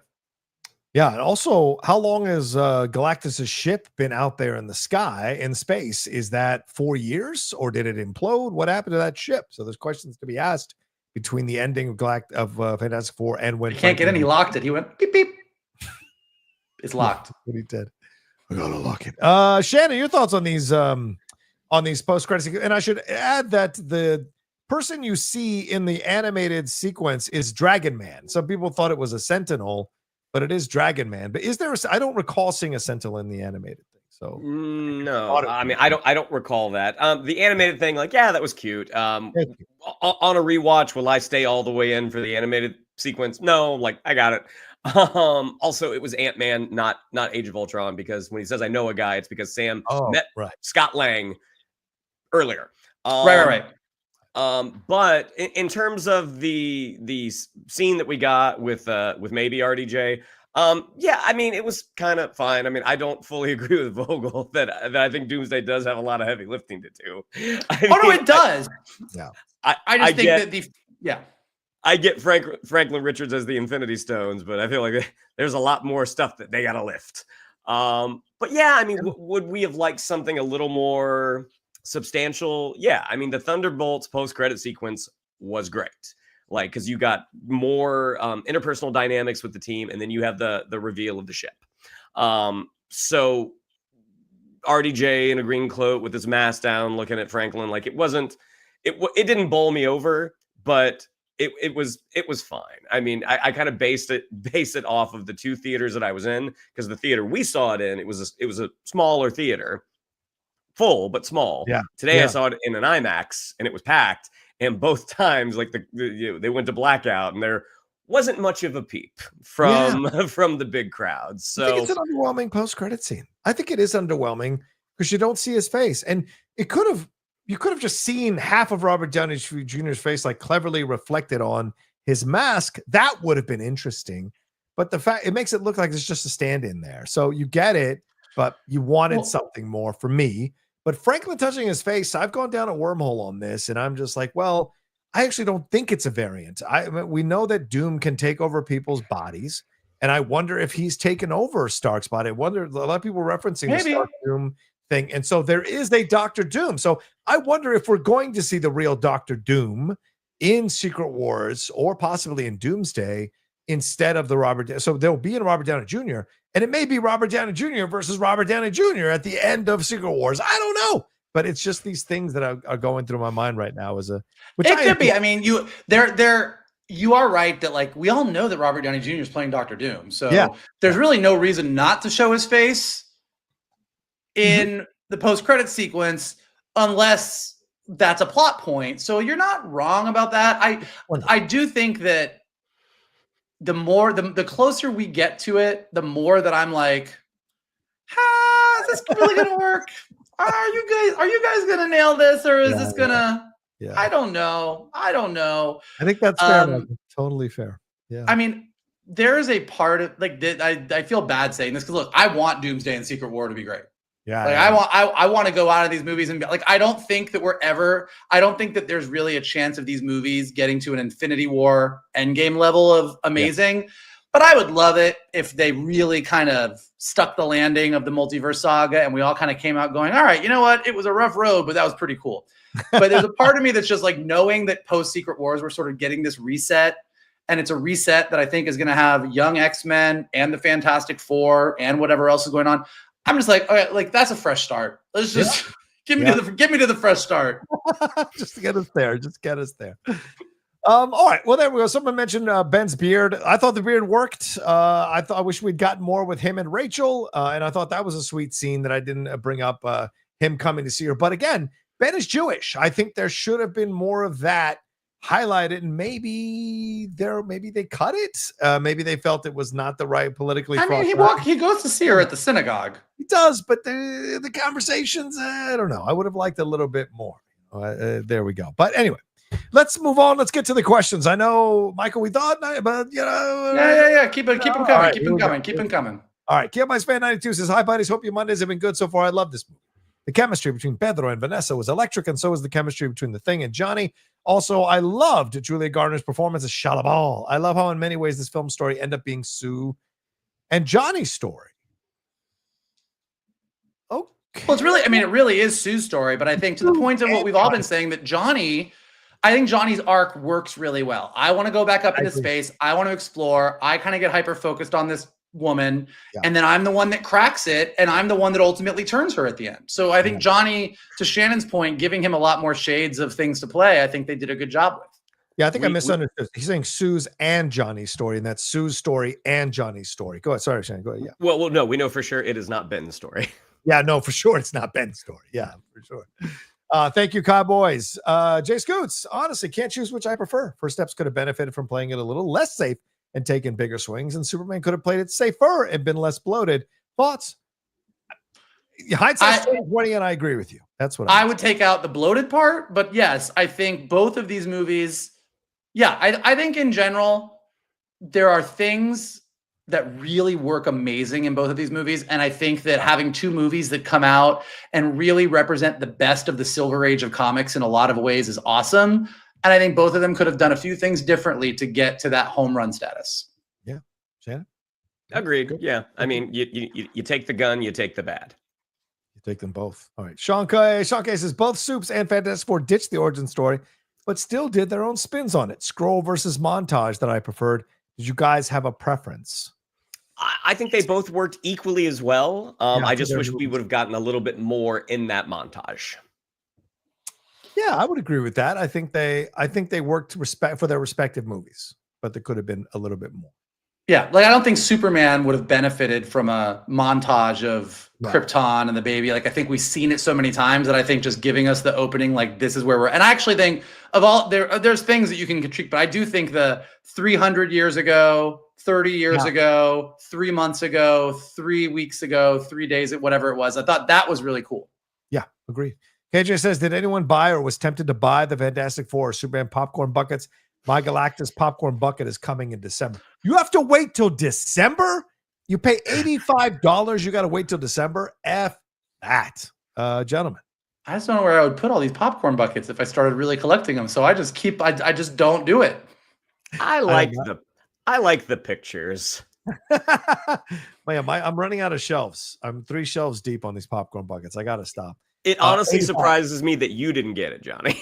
$85 is too much. That's too much. If it had been $35, $40, I'd have considered it. First Rate Nate says, was that Tomorrowland music during the baby checklist sequence or other Disney music? Gentlemen, you'd have to answer this. I don't know. I don't think it was from Tomorrowland. I think it was reflective of Tomorrowland. Yeah, I didn't hear anything that like really jumped out at me as, oh, this is like a theme from Disney or a theme from the Disney parks. But I do think that there is a reason that the Fantastic Four are currently walking around Tomorrowland and not Avengers Campus at Disneyland because they definitely have that vibe and the music definitely has that vibe. Good point. Yeah, great score. Michael Giacchino, fantastic score. Wow. I mean, the fact you can do an Incredibles and a Fantastic Four movie and make the two scores completely different that's an amazing talent. Fantastic 314. Anyone else sus about the guys in the long coats? Who are the guys in the long coats? What guys in the long coats? I don't know what he means. I am, but guys in the long coats. I don't know. Maybe the reporters?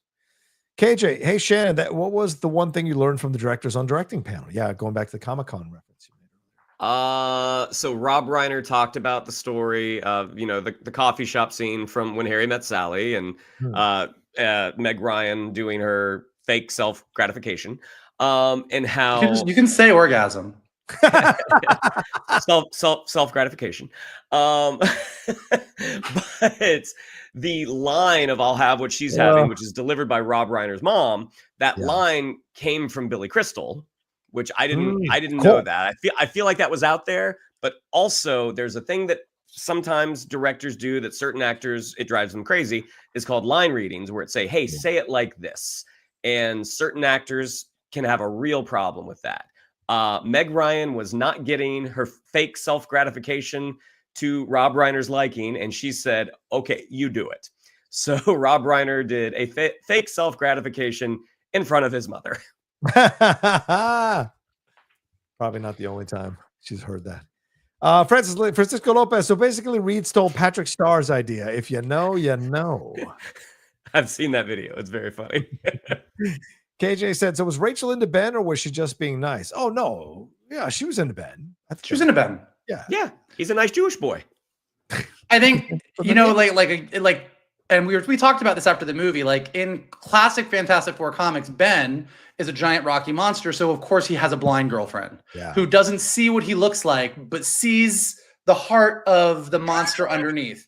And that's a great story. Like there's a beauty, and I love that relationship in the comics. So I'm not really knocking on it, but for a story where the world has kind of accepted Ben, you don't really need a blind person. But Ben, I do think the shot where Ben is watching the TV and he sees the footage of them before they go up and he sees himself before he turned and he says, yeah, he's the best pilot ever, best looking. And then the TV turns off and you see his reflection now. He clearly doesn't believe that he's worthy of love. So having someone who can see him and chooses to like him is great, if only they gave her more screen time. Yeah, exactly. It's Natasha Lyonne. I don't know why, but yeah. It's an interesting Ben because it's not the Ben you usually see in the comics, which is like this kind of almost football hero and all of this stuff. Eben Moss-Bachrach, a much more subdued, subtle, but caring Ben, which I thought was fun to see, which is why we wanted more of him, because we really enjoyed what they did. And I thought the CGI worked really well for his. It did. The thing, yeah. KJ, how can you do Mole Man without the moloid zombies? Fair point. That's very, very fair. In Subterranea, I couldn't tell outside of Paul Walter Hauser. I'm like, all right, who lives down there? Because right now it just looks like it looks like tunnels. Yeah, exactly. Fantastic 314. Ben telling and then explaining to Reed why he wasn't that smart was the best. Ben is the rock of the family, even though it was only said in the trailer. Right. Yeah, man, there's so much in the trailers that was not in that movie. It drives me crazy. But yes, that scene between the two of them there's so many scenes in other versions of the Fantastic Four where you deal with the Ben, I'm so sorry what I did to you. Reed, I know you're going to fix me. No, I do. And it's like very heavy-handed. And this just back and forth between two people did a better job of convincing me that these two have been best friends for years. Yeah. Like I really bought it. Yep. And I love the way Ben takes control in the ship. Like when stuff's going down, Ben's like, I'll get you out of here, Sue. We're going to get out of it. Like he is in control. And that is great to see from Ben. Brandon said, did the surfer mention why Earth was selected to be eaten? Reed could have suggested other planets around the cosmos without life. I was thinking maybe it was like Eternals, that the planet reached the right population. Yeah, probably. I think that in the comics, explain it. She didn't explain it, but that's to Vogel's point. Like that would have been something great for Reed to have been like, oh, she picked us because she heard me. Yeah, I mean, based on that line that was cut, that was in the trailers, I do think that Reed sort of doing some kind of Reed thing was the thing that kind of popped Earth onto their radar. So I think that was in the script at some point and then got cut for time. Yeah, I'd agree with that. Matt W says, I wouldn't be surprised Marvel will use D23 and DC will have their own similar to Fandom instead of SDCC for main presentations eventually. Yeah, probably. Probably. Yeah, unfortunately. Yeah. KJ says, what was the feeling of finally seeing Galactus on the big screen? I'll tell you this. I lost my shit. I lost my shit at a press screening, which was really embarrassing. I lost my shit. I literally sat, I was like, oh, and immediately retreated in embarrassment. Gentlemen, your thoughts when you saw Galactus the first time? I mean, incredible. The scale... No, I was going to say the scale of Galactus when they are on his ship and see him for the first time is so insane, and it's great.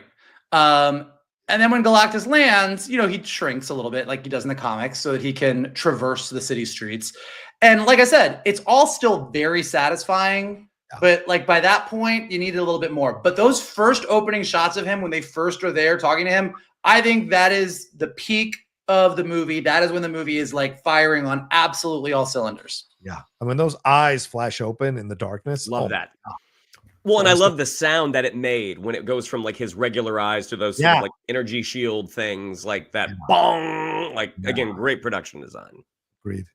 Boot Shoot Riot. I thoroughly loved F4 so far this year. It's Fantastic Four, Thunderbolts, Superman, Captain America. Only gripe is when Ben jumped into the water and rescued the ship. He can hold his breath.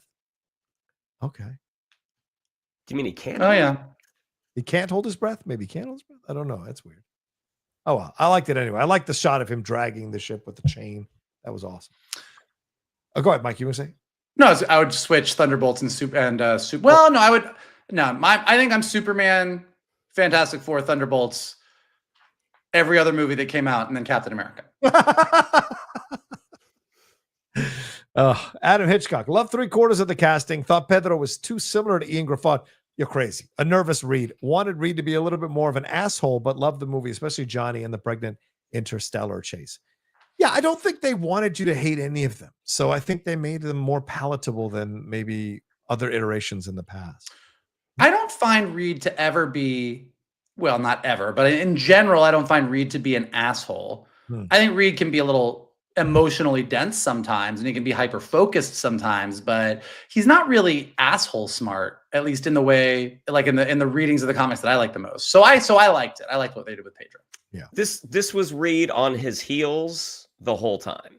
And because you've added the X factor of a baby into this, the self-assured Reed that we have read, like it didn't seem like he was going to be popping up right now. He had a lot of surprises. Yeah, exactly. Francisco Lopez says, I really like F4. They felt like a family, like in the comics. Galactus is and looks great, big and dangerous like he's supposed to be. And two of my favorite parts of the movie are Franklin's birth scene and Fantastic Four saving Franklin.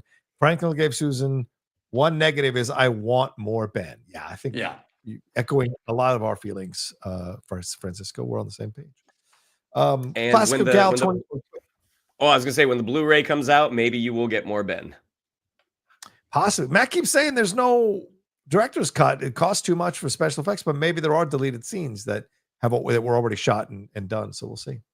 Classic Gal 21. I've always viewed Reed on the spectrum. I have two siblings who are, and one is categorized as a genius. Blunt and awkward is their thing. Yeah, again, I mean, if we're talking about him just kind of saying what he says when he's in the press conference, I think that there's absolutely that level, but because we haven't established that he's on the spectrum, establishing that he was awkward because he was he thought he should be honest or anything, that is a lot of the reasons that people on the spectrum say things, I think would have helped. Yeah, a little more groundwork with that so that you understand that. Yeah, I think you're absolutely right. Kyle Wilson, I saw F4 with an ear infection in Dolby, and as a musician, my favorite part of the movie was the score. In my opinion, the best MCU original score since OG Avengers. Oh, okay. Yeah. All right. Did it cure your ear infection? Healed. KJ, what is the definitive Fantastic Four cartoon? 67, 78, 94, the one in 2006. My favorite is 1967, Perfection. I'm with you. That's what I grew up on, and it's tough to defeat that nostalgia of that. So I will go with 67 myself. Not that I was there in 67. I'm just saying the 67 cartoon. I do think the classic is kind of definitive just because it fits the vibe and tone of the era that they lived in. I think the 78 one is fun because they didn't have the rights to use Johnny Storm, so they created Herbie, which is why we now have Herbie. But I do think that the later ones feel dated and very a part of their time and don't feel universal. Yeah, that post-credit scene where all four of them are running in the same pace. Oh my God, I was laughing my nuts off. Laughing my nuts off. Hey, sorry, Shannon. What were you gonna say? Well, no, wasn't there like an anime style Fantastic Four cartoon? Yes. Okay, yeah, that's the one that I saw. I was like, I don't get down with this style. No. All right, Kyle Wilson says, I bought the soundtrack for my morning showers. Listen, I listened to that. I was running errands today after getting back from Comic-Con, and that soundtrack was just on a loop in my car. It was great. Nice. Showers. Francisco Lopez, after watching F4, do you think RDJ's Doom is their Doom? And two, do you think RDJ's Doom will continue being the MCU Doom after Secret Wars?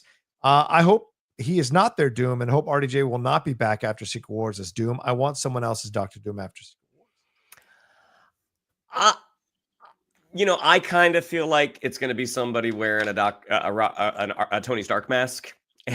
But there was a rumor today, and again, take those with a grain of salt, that they were potentially negotiating with RDJ to continue as Dr. Doom. And knowing that they may not know totally where they're going with this, maybe that is still on the table. I cannot for the life of me figure out what they're doing, and anything that I think makes me question whether they're doing the right thing. So I'm trying not to think about it as much as possible, even though all I do is think up through different scenarios that would make sense. I just see Vogel in front of the big Reed Richards board trying to figure out how this all makes sense. I'm in the spot. I don't think I think they're negotiating with RDJ to stay on. I think he's going to come back and be Tony Stark, maybe the other version of Tony Stark, but not Doom. And then someone else will be Doom. That's what I think. And I think they're negotiating for him to stick around, but people are just kind of mixing the two right now. So we'll see. Isaac Rocky, the F-Force reaction of the 616 when they arrive after living in the relative utopia of their universe will be fun. How will they handle the dysfunction of the world and many of the heroes? Good stuff. Oh, that's excellent point. Yeah, I do think even more than Captain America being asleep and then waking up, them coming to a world that is way more fucked up than theirs is going to be really something to see. Wait, you don't respect the heroes? You don't what? Cowboys fan 92. As someone whose mom died in 2023, that Sue death got me super mentally emotional, even though I knew she was coming back to life. It was well done. Oh, yeah, I bet. Yeah, it was well done.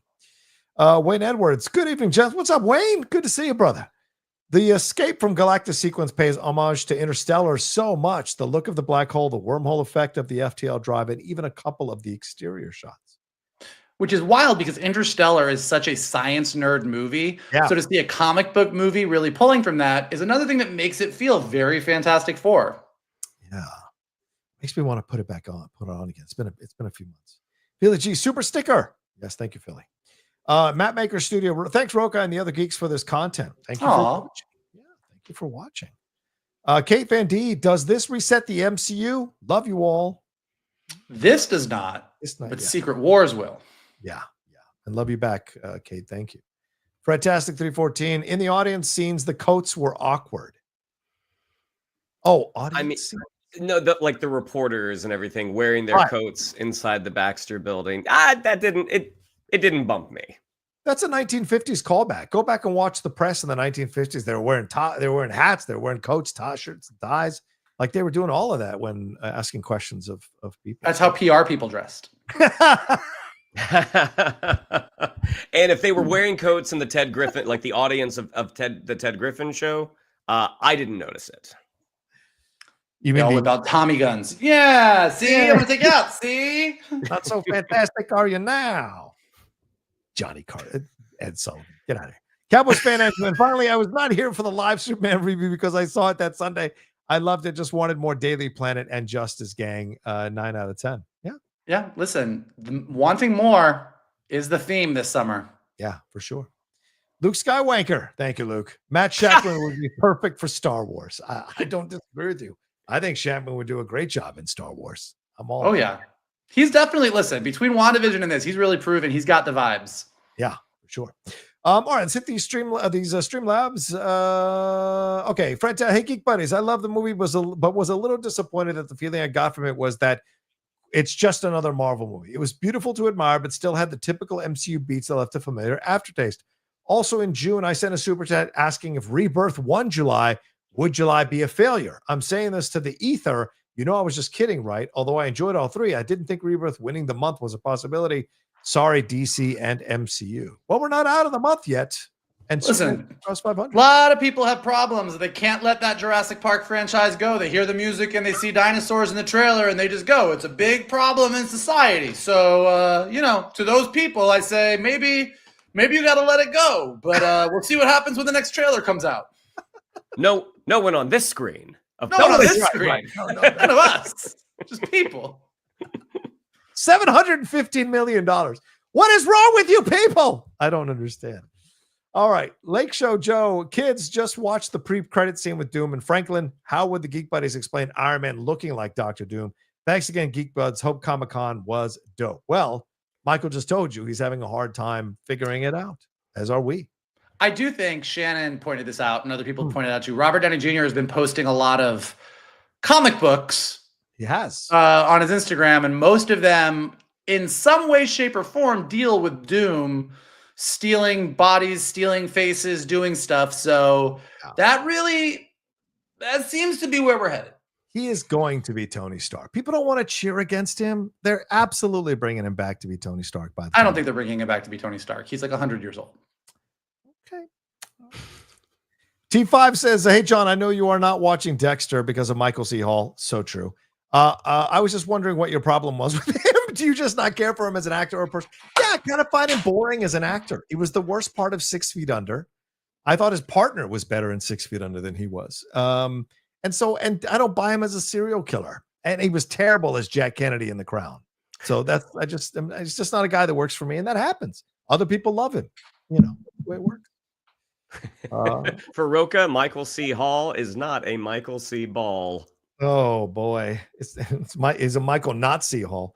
Sam, like the movie. Wish I loved it. Shala Ball Chase was one of MCU's best action pieces, but first and third acts felt light and choppy.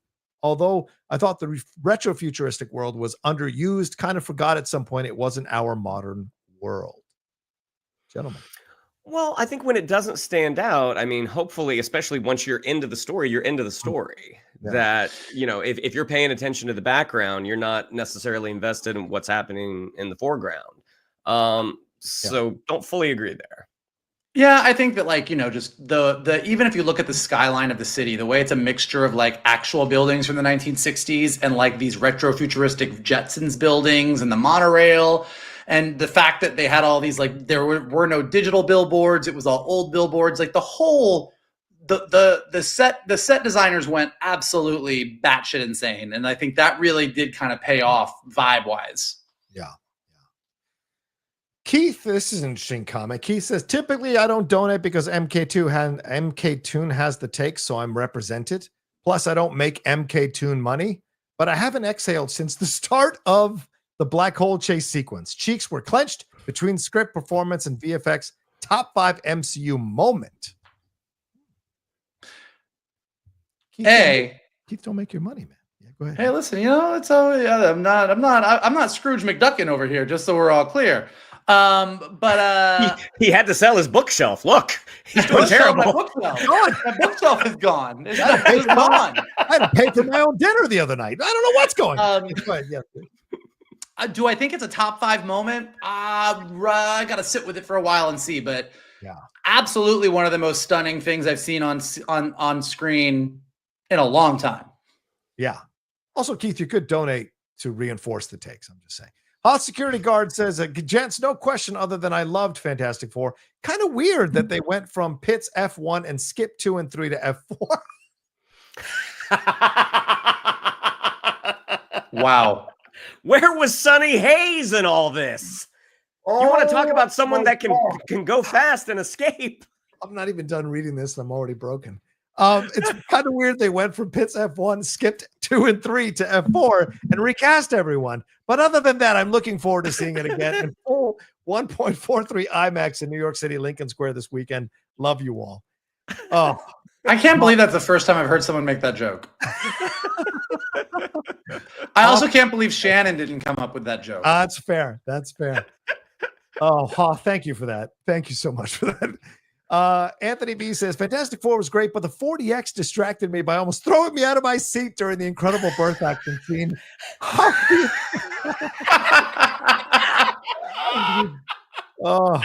you think the Fantastic Four enter our world? I was surprised this movie didn't show us, and do they remain on our Earth?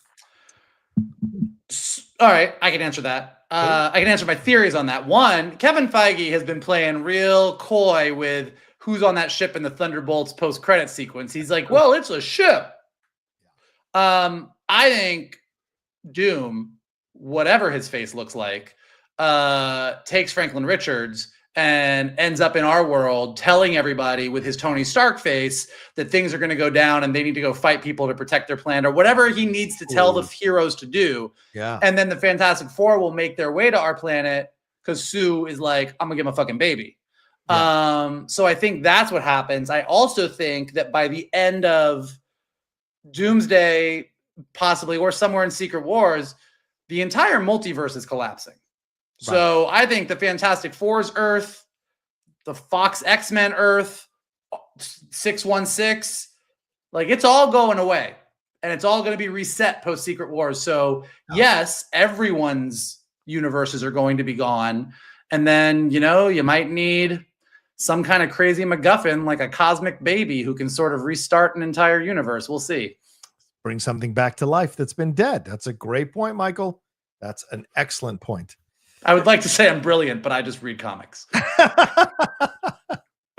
I wasn't surprised they didn't show us because I think it was no accident. Kevin Feige gave an interview before the film came out saying that people don't need to see all these other TV shows to watch their movies. I think he was laying the groundwork that this was going to be a singular insular story that would maybe lead, that would of course have things that will lead into the overall MCU, but weren't going to be overt about it. And so I think that was on purpose, teasing the movie. Wayne Edwards says, Wayne, I liked Fantastic Four more than I expected. I have a few quibbles. The FTL drive is destroyed, but a slingshot around a black hole gets them back home in a couple of weeks. Galactus is a superpowered space god, but he is defeated, being pushed into the portal. Well, the Fantastic Four defeat Galactus by themselves all the time in the comics. So I hear your point, but maybe it's more that the way they did it was not as what can you say? Not as exciting as you maybe would have liked. Gentlemen, your thoughts? Listen, slingshotting around a black hole, always a winner in any movie. Sometimes it sends you back to the 80s to save space whales. Sometimes it gets you home in time. Yeah. But if you are in space and you don't know what to do, you slingshot yourself around a black hole. Actually, Star Trek 4 was a sun, but still, you get my point. You slingshot around a moon in Armageddon, for God's sake. So yeah, it can save you. It's when the coyote straps his ass to an Acme rocket. Is that what we're doing here? That's how they should have gotten Galactus. They should have painted a giant tunnel on the side of the building, and then they should have run through it. But then Galactus could have just run into it and then fallen over. Oh, I would have loved to hold up a giant billboard that says "Yipes." I would have loved to see the YouTube videos the next day after that. Kyle Wilson says, all the love for the show, fellas. Watch the stuff. Thank you, Kyle. Very kind of you. First Rate Nate says, yes, just confirmed it was Nation on Wheels from People Mover music during baby checklist montage. Oh, okay. Wow. Oh, fuck my drag. Wow. Wayne Edwards says, I like Superman a bit more than the Fantastic Four, but I'm so glad there are two really good comic book movies out now. I almost gave up on the genre recently. Now I'm interested again. I have to say, I agree with that. At the end of the day, that's what's great here, right, gentlemen? Yeah, I think that I'm tired of the competition. Like, if you love Man of Steel, you love Man of Steel, you love Superman, you love Fantastic Four, you love Fantastic Four. Right now, I am happy that both DC and Marvel feel like they've got fresh starts in different ways. I know that Marvel's at the end of a saga, but with this brand new, like they finally got the Fantastic Four right. Did they not get out of the park entirely? No, but like they really got it right. Was James Gunn's Superman the most perfect Superman movie that was ever made? No, but was that a great start to the DCU? We can love both. Great. Brandon Gaines says, appreciate what you all are doing. Geek Buddies makes my day. Oh, thank you, Brandon. Thanks, Brandon. Alan Smithy, hey, Geek Buds, can't wait for weapons. Thanks. Cannot wait for weapons. Hard pass. Shannon, it's currently like at 100% on Rotten Tomatoes. Like, you gotta go. I don't think it's gonna be good. I'm driving up and we are strapping 5 cameras to Shannon and watching this and recording his reaction to this. We got to do this. The content would get 100 million views, for God's sake. Kate Van D, Michael, my favorite. Let's disagree. Wait, what are we? Well, Kate just says, Michael, my favorite. Let's disagree. I don't have to disagree. I'm my favorite too. Can confirm. Can second. Can't second. All right, let's get out of here. All right, thank you all so much. That's the end of our spoiler review for it. Hopefully, we covered everything you guys wanted to cover. Of course, there were Easter eggs and stuff that were there throughout Side that were referencing Kirby and Stan Lee that would have been fun to talk about everything. But we wanted to cover the general overall stuff and give our spoiler review thoughts on everything that happened. But gentlemen, any final thoughts here on the movie as we wrap up here, or final score you want to give that? Anything? It's a great first step.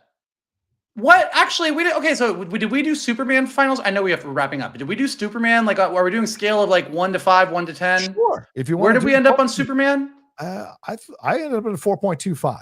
That's where I ended. Out of 5? Out of 10? Out of 5. Oh, we're doing out of 5. I do 5, but if you guys want to do 10, I can adjust. No. 4.25 out of 5. Okay, Shannon. It has only gone up. It's at about 4.4 right now. I'll put Superman at about 4.75. Wow. Okay. Where do you put Fantastic Four then? I'll put Fantastic Four at about 2. No, I'm just kidding. Fantastic Four is I'd say like a 4.15. Oh, okay. Shannon? I will say a 4.1. No 5. Okay. I like Superman better than F4 slightly, so I have to agree with these gentlemen. I just give it 4. I go by 0.25 increments, so I just give it 4 stars. But super enjoyable, and saw it a second time with these guys and loved it just as much. And I'll go see it again, probably a couple more times especially in IMAX before it goes out. Overall, 3.23821. Okay. That's fair. Yeah, I respect that, JM. All right, there you go. That's our final thoughts on, or our spoiler review and final thoughts on Fantastic Four: The First Steps. Thank you all so much for joining us. Whether you're watching or listening to us, please remember we are a podcast that you can subscribe to. You don't have to see our pretty faces. You can listen to us. Take us with you wherever you go. Shannon, what do we have to tell them? Yes, if you'd like to follow us on social media, on Twitter, it's at geek_buddies, on Instagram at _geek_buddies. If you'd like to follow me on social media, on Twitter, it's at Shannon_McClung. On Instagram, it's Shannon the Geek Buddy. If you'd like to follow Mr. Vogel, it is at MKToon. If you'd like to follow Mr. Rocha, it is at The Rocha Says. Mikey. If you enjoyed this, go ahead and smash that like button below. Subscribe to Johnny's Outlaw Nation page, soon to be the John Rocha page, and check out all the amazing content he has got there. If you are listening to us this later, leave your comments below. What did you think of Fantastic Four? Where is the MCU? What do you think is going on with Doctor Doom's face? Let us know what you think in the comments, and don't forget to be kind. It is the new punk rock. If you are listening to us on a podcast, go ahead and leave us some stars and comments so that we go up in the rankings and more people can find us. And as always, the best thing you can do is retweet this video, post it on your socials, send it to your friends, and tell them to hang out with your buddies, the Geek Buddies. There you go. Thank you all so much. Take care of yourselves. Be well, and we'll talk to you next time with another brand new episode here of the Geek Buddies! Hey!